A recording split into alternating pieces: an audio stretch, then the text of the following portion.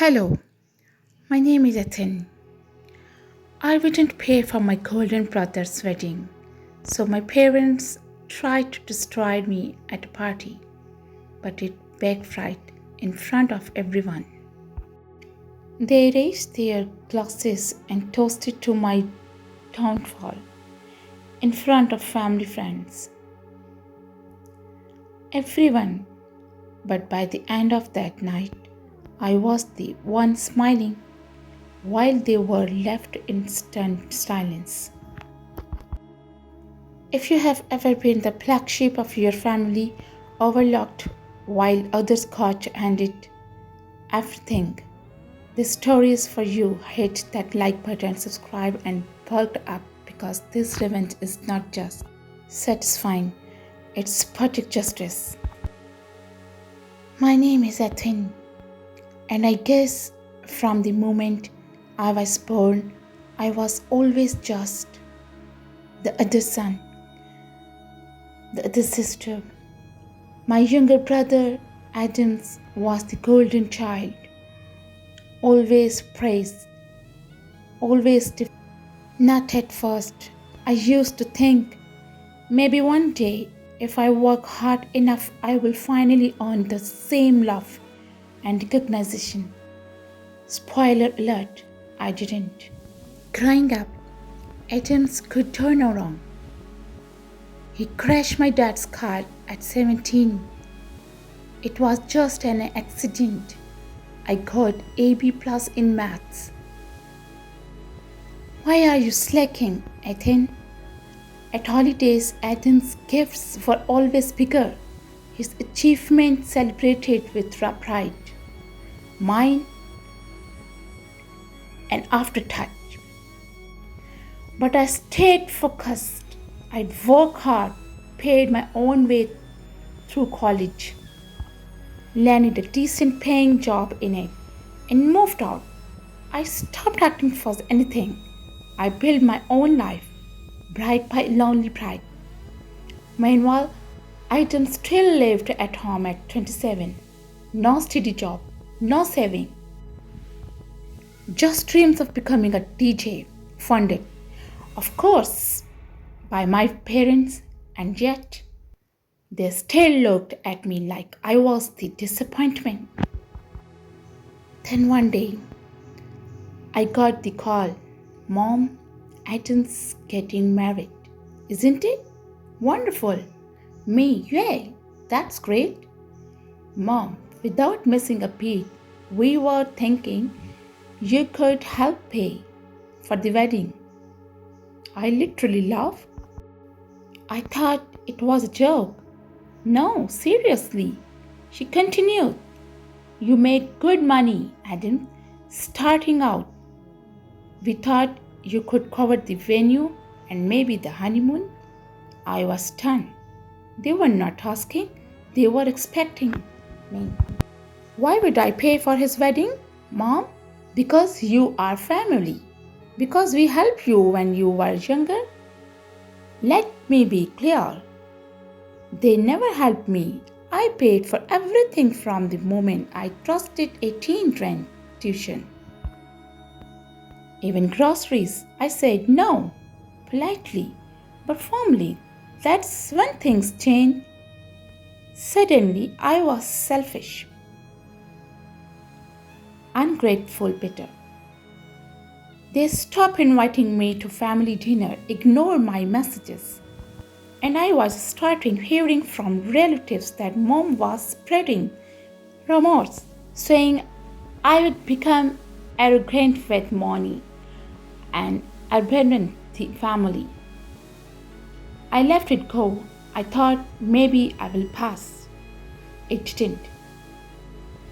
A few months later, I got an invitation to my mom's 60th birthday party held at a country club. Classy venue, dozen of family and friends attending. I almost didn't go, but something in me said maybe this is their way of extending it. An olive branch. I should have trusted my gut. The moment I walked in, I could feel it. Something was off. Whispers started. fake smiles, then gave the speech. My dad took the mic, raised the glass, and said, "We want to thank everyone who's helped this family, especially Adam, who's been a constant source of joy, unlike someone people who only come around to gloat." The room went quiet. My name wasn't said, but everyone knew who he meant. Then my mom chimed in. "It's a shame when success makes people forget their roots." I felt my chest tighten, my face burn. I glanced around faces I would known my whole life were nodding, whispered, chatting. They were trying to humiliate me publicly, to punish me for not giving in. And in that moment, something inside me snapped. I didn't storm out, I didn't yell, I smiled. And when the microphone was passed around for toasts and memories, I glamly stood up and took it. I could see my parents' faces twist in discomfort. They were not expecting me to speak perfect. Execution, the toast that changed everything. I tapped the mic. "Hi everyone. I was not planning on speaking tonight, but after hearing something, I think I should." I paused, made eye contact with my mom. "I want to thank my parents for teaching me one very important lesson, that family isn't about blood, it's about support." The room shifted, people leaned in. I put myself through college, worked 2 jobs, never once asked for help.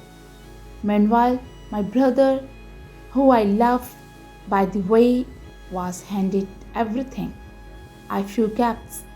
I was asked to pay for his wedding, not help pay entirely, and when I politely declined, I was labeled selfish. I looked toward my dad. "So let me be clear, I love my family, but love doesn't mean funding poor choices. Love doesn't mean buying silence.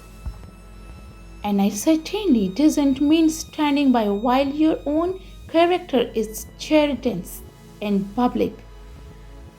Dead silence. I hope one day this family learn what love and support really look like. Until then, enjoy the party. I set the mic down and walked out. Within 24 hours, the calls began. My cousin texted me, "Bro, you had people clapping after you left." My aunt called, "I never knew you went through all that. I'm sorry."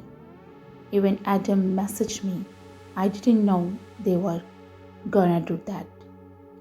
I'm impressed. But the best part, my parents, oh, they were furious.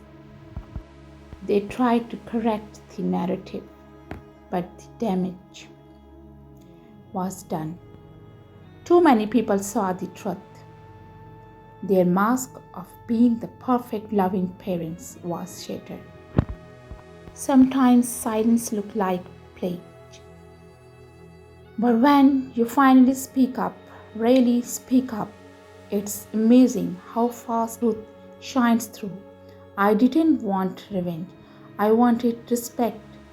And by the end of that night, I got it. If this story made you want to stand a little taller, if you have ever been the less loved one in a family, hit that like button and let me know in the comments what would you have done in my shoes.